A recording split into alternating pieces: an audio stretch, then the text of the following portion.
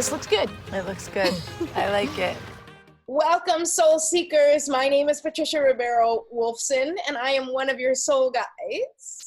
Welcome, everybody. I'm Linda Krause-Barnett. It's so nice to have you joining us and taking the time to be with us today. I think it's time for us to just talk about it. I do too. I was like, what That's what I was gonna say. they were like, do you have a name for the show? And we're like, yes, we do. I was like, is she gonna say it? Is she gonna say it? Yeah. There's no more secret. It's out. And you know what? Here's the thing. The more we talk about it, like, we don't have to be... The closer it gets. Well, first of all, the closer it gets, but also, you know, we're keeping it a secret that if somebody comes out with the show, then it was a secret. Nobody knew it was ours anyway. Like, what kind of warped thinking is that? I don't know, but someone's taken something from us when we were little girls and we're so afraid. Like someone took our doll or something. Yeah. So now you know our secret. It's out. You know, when we first started this soul-seeking journey, now almost exactly a year ago, actually more, it was in January, a year ago, January of 2019, I went to Linda and was very, very excited to tell her that I was ready for us to start our TV adventures, because that had been a topic of conversation from the moment that we met. Yep, 100%. We had always talked about that we wanted to do something together. We didn't know exactly what, but when I felt compelled to say, like, whatever it is, we're going to figure it out this year, it was January 2019. And probably about a month later, so a year ago, right around now, we had come up with this show, Soul Seekers TV. And I don't know if we'd come up with a name yet, because there were a few renditions. Yeah, there was a few moments, and then all of a sudden, I think it was on a phone call. We just like, Yes. Yeah, but it's so funny because Trish and I did not grow up together. We didn't grow up in the same place. We didn't know each other, and we have totally different countries, totally different upbringings, and yet every belief system that is stuck in our head is a match and completely compatible. So that was also a very good thing, and also a very dangerous thing, because as you saw in the video, we are protective and guarded of the things we take personally and of the things we love most. And we had a little bit of a fear around something so precious being taken away from us. I have very vivid examples of times in my childhood where I've actually experienced that, so I can vouch for why I have it. But we were doing that with Soul Seekers. We were like, it was just our baby, and we were gonna like wait till it was perfect to show the world. And then it was like, but the evolution, like, we're missing out on sharing the journey, which is what the whole show's about. You know, it's so true. And I can't think of any specific examples for myself as to why, but it definitely rings true. It resonates with me to be protective. I mean, certainly, you know, I was in the entertainment industry, and it's like, you know, you have an audition, you don't tell anybody you went on the audition, and because then you don't want to jinx getting the part. And I think that definitely played into this, where we were afraid to talk about the name of the show, because what if someone hears the name, and we knew we loved that name so much that we didn't want somebody else to all of a sudden come out with Soul Seekers TV, and then we were going to be devastated that we lost the name because someone came out with it first.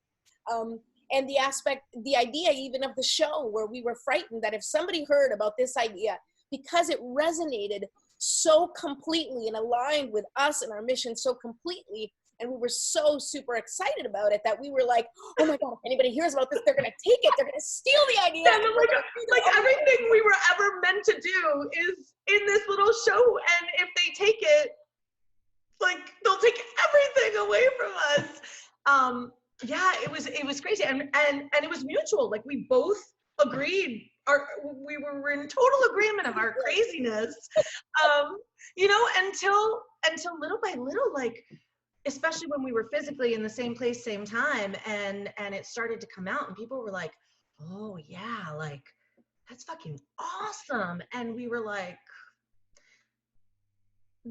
we know people need to hear this. That's why we're doing it. And yet we're, hoarding it all for ourselves. This is counterintuitive. We've got to put it out there. And it was the best decision we ever made. And it also got kind of difficult to talk about what we were doing, because like we were starting to film at that time, right? So right. we kept it a secret until filming, which, that actually works, right? Because it's like until it becomes something, we weren't like the premiere, right. So but then we were out filming, and it's like people were like, so what show is this? A show we're doing, but we're not telling anybody. And it kind of secret. it could have inherently built up some hype with people, and that's what we found, that we were like, we have to tell people what we're asking them to participate in, otherwise they're not going to be excited about participating in a show that we're not telling them anything about. So it's like, we're doing a show, but that's all we're going to tell you. And it's not like we had Brad Pitt as as an actor in this show, and we're like, can't tell anyone, it's hush hush because Brad Pitt doesn't want people to know. It's like, no, it's us. Meanwhile, when I worked on Meet Joe Black and Brad Pitt was in it, I told everyone on the street who would freaking walk by, I'm like, working on a movie, Brad Pitt's in it, working on a movie, Brad Pitt's in it, And here we're doing Soul Seeker CD. I'm like, it's top secret and elite, and no one can know. But you know what? I'm gonna call like your bluff if you're watching this, because I know that yes, we have our crazy belief system, but I know we're not the only ones. And I know if you're watching and you have a dream or an idea, there's two things here. There's one is like, I can't tell anybody because somebody will take it away from me. And I think that's conditioning. We've been programmed to believe that it's a story we tell ourselves. And although I'm sure someone has taken something away from you, it doesn't have to write your story forever after. And I think that the second part of it is your message, the me in your message, like I am my message, and I don't want to hold back, because there are people who need to hear it, and they need to hear it from us. Yeah. And there's a bit of selfishness in hoarding it away and tucking it away. So I would like to talk to the people watching who feel connected to this, because they might have something really special that they're holding on so tight to, and you're trying to perfect it, because the world can't see it till it's perfect, but the world wants to see it when it's not perfect. Yeah. Think about yourself, you want to see it when it's in development, when it's being created, because it makes us believe in the possibility. If you bring it out when it's perfect, then it seems like no one else can do it, because it's so perfect. Yeah, and I'm even going to go further and sort of like continue from where you are, and say that, and I truly believe this, and it's been said in a million ways and with a million different quotes, which is that what is yours will never be taken from you. If it is meant to be you to put this message out in the way that you're putting it out, people can take the title. I mean, the truth is that somebody may have heard the title Soul Seekers TV and been like, oh my God, I'm going to do it. And what our fear, that underlying fear is someone, someone bigger, like let's say Oprah, because she's watching us, is like, here's that and go, great idea. I mean, Oprah has soul Sundays, Super Soul Sundays, so she has her own thing. But let's say someone, on a much higher level, catches wind of this, and that was part of our thing, catches wind of it, and even though that seems maybe unrealistic, it's like, who's going to hear it and then like give it to, like Elizabeth Gilbert, or give it to. Well, the good news is we think enough of it to think that's possible. Right. But it's like, afraid that someone with better resources, even if it's not us, but someone with better resources is going to bring it and immediately put it on TV and go to Netflix. And now all of a sudden there's a Netflix show called Soul Seekers TV, which there will be. By us. And then we've lost our opportunity. But that's where I'm going to tell us, and what we've talked about many times, and what I'm now going to share with you, is it's BS. You can call it whatever you want. You can have Soul Seekers TV, and if, God forbid, Oprah was to take it and we'd have to change the name because if that happened, we could call it any number of things and it still would be our show, like that kind of stuff. And that's why I say, I'm saying to you, if you're watching this and you've had maybe you're a coach or a light worker or a healer, and you had a program idea, or you had like some sort of idea that you wanted to bring, a retreat that you wanted to create, and all of a sudden, the next thing you see is one of your mentors came up with the same name, and you're like, well, that just throws the whole thing out the window. It doesn't, because no one is going to do what you're doing the way you do it. There will never be a Soul Seekers TV like the one me and Linda have created, because there's only one me and only one Linda and only one show with the two of us together. So they could put, Gwyneth Paltrow together with, Elizabeth Banks, and they could make, a Soul Seekers show, and it still wouldn't be the same thing, because they have different life experiences. They have different exposure to different things, different opportunities. They're not going to be able to do what we can do. And I'm saying that to you as well. If you have an idea that you want to do, no matter who is also doing it, no one's going to do it like you. Totally. And two quick things I want to add. My husband and I had this conversation, and he works in the movie business, and he gave me a really good example, because it resonated, because we're both so in the industry. But he said, think about how many times the same movie has been done. And you would think that they wouldn't fill theaters, because everybody knows the story. The story has not been rewritten. The story is the same. We all know. How many Batmans are there? I mean, yeah, how many freaking Spider-Mans are there? You know the story, but different director, different actor, and you like the way they act or the way they make a movie and present. So it doesn't matter. And when I'm writing my book, I thought the same thing, like, how is my book going to sell? There's other books on the topic. Well, I mean, even just something simple, like you go to the travel section because you want to go to the south of France, and there are 42 travel guides on the south of France. They're not all giving you new places to go. They're repetitive, but you like the way one looks, you like the graphics in one, you like the format of one. There's enough to go around, and as long as it's delivered by you, from your heart and from your soul, and you're present in your message and you believe in it, it's unstoppable, and it doesn't matter who else has done it. Yeah, absolutely. It really. So no more secrets? No more secrets. No more secrets from us. No more secrets from you. I mean, no more secrets from you.